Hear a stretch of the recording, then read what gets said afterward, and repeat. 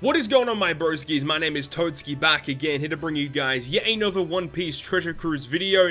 And in today's video, we're going to be going through the brand new VERGO, Neo VERGO raid, which is currently out on Global. And this is pretty cool because Neo VERGO is actually a little bit different from his original version. And he's actually like a really nice upgrade from his original version. So let's go ahead and go through the unit himself first. And then we'll go ahead and start talking about the actual dungeon itself. So here we have Neo VERGO. These are his max stats. Obviously does not have a limit break, but his max stats here, nearly 2500 HP, 1400 attack, and 250 recovery. Pretty stock standard stats for a Clash unit. As for his typing, he actually changes from a Dex character previously into a Strength character with his Neo version. His Captain ability will go ahead and boost striker characters' attack by 2.5, as well as giving them a 1.2 times health boost and 10% damage reduction.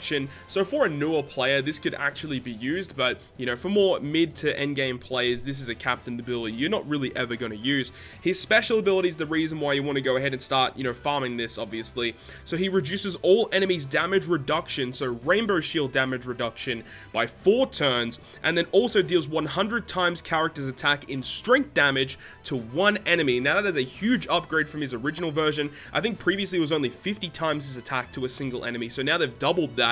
And then he also will be a 1.75 times striker attack boost for 1 turn, where previously he was a 1.75 striker orb boost. So they have definitely changed him around for the better, in my personal opinion. 4 turns of rainbow shield damage reduction is a nice upgrade, nice piece of utility, as well as a nice boosting effect for your striker team. So overall, I think this is a really good upgrade, and you definitely should farm this up because he is going to be boosted in the next treasure map against Smoothie and Oven, so I would suggest going ahead and doing that. So anyways, without further ado, let's go ahead and get straight into the dungeon. So now we can get to talking about the brand new dungeon, the Neo Clash VERGO. So it's actually a little bit different from the original VERGO raid boss. First of all, on the first 2 stages, this is where predominantly you want to be doing a majority of your stalling, especially on stage 2, as there are 2 turtles there. So make sure to go ahead, get your specials ready to go. However, at the top of the screen, you can see that you do have a countdown timer. You have to clear Neo VERGO within 20 turns, otherwise you instantly die. So there is a countdown timer, you are on the clock, you have to beat it as quick as possible. Though then again, it is 20 turns, and a majority of teams will have no issues clearing within those 20 turns. But anyways, let's get to talking about each of the stages. Obviously, first 2 stages, as I said, was nothing special. Stage 3, there has a mini-boss, which is a dragon. The dragon has 800,000 HP, and preemptively will go ahead and bind your bottom row for 4 turns. You get 4 turns of despair and 1 turn of paralysis. So with sockets, it's only 1 turn of bind and despair. So you can bring a character to get rid of that, or you can go ahead and stall 1 turn, take the damage, and then kill the dragon, which is what I would suggest to probably be doing, because having a character that can get rid of all 3 of those specific debuffs is kind of annoying to, you know, fit on the team. But, you know, if you can, you could definitely go ahead and do that, but definitely stalling there for 1 turn isn't really a big issue. Stage 4, I would highly suggest bringing a character that can deal fixed damage through barriers, or to use a poison user, because they're able to just kill all the mob characters. They only have 4 HP, so you shouldn't have too many issues there as long as you have a character that can poison the enemies. Now moving on to the final boss stage is going to be VERGO. He has 6.2 million health, and preemptively he has 99 turns of immunity, 99 turns of recovery, so he heals 300,000 HP per turn.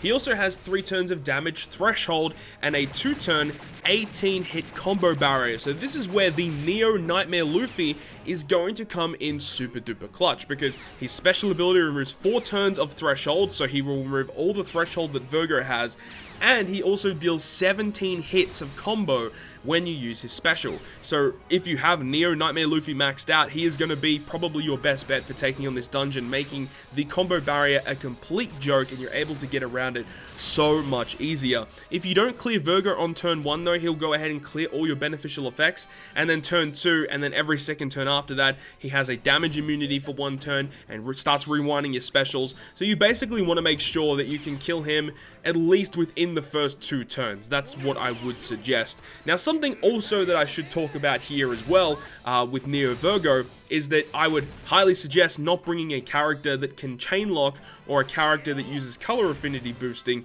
on the final boss stage. He does have an interrupt to those two specific things, being chain lock and color affinity. So if you actually go ahead and use a special that does that, he will go ahead and clear all your beneficial effects, and he gives himself 2 turns of resilience. So you definitely do not want to focus on bringing chain lock or color affinity. You want to focus on your attack boosting effects, your orb boosting effects. Chain boosting is fine as well. Conditional boosters is fine, though he does have full immunity, so you can't poison him, you can't reduce his defense, you can't go ahead and delay him unless if you bring like very specific characters to go ahead and do that. But overall, I think that this is actually a pretty simple event, honestly. As I said, if you have Neo Nightmare Luffy, it's going to make your time a whole lot easier, because, you know, Neo Nightmare Luffy being a fighter powerhouse, he can be fit onto so many different teams, and he can slot into those teams very effectively. As you guys saw in the first clip, we used a Katakuri team, and even though, you know, Nightmare Luffy only boosts powerhouse characters with his special, it really wasn't a big issue, you know, obviously bringing other characters to go ahead and get around that, so that was quite fine.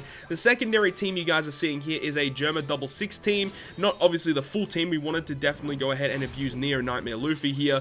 The new 5+ rage is fantastic, as her special will allow us to poison the enemy, which is great. Yonji gets rid of the Bind and Despair on stage 3 against the dragon, and then one of the specials of Sanji and Judge can remove the paralysis.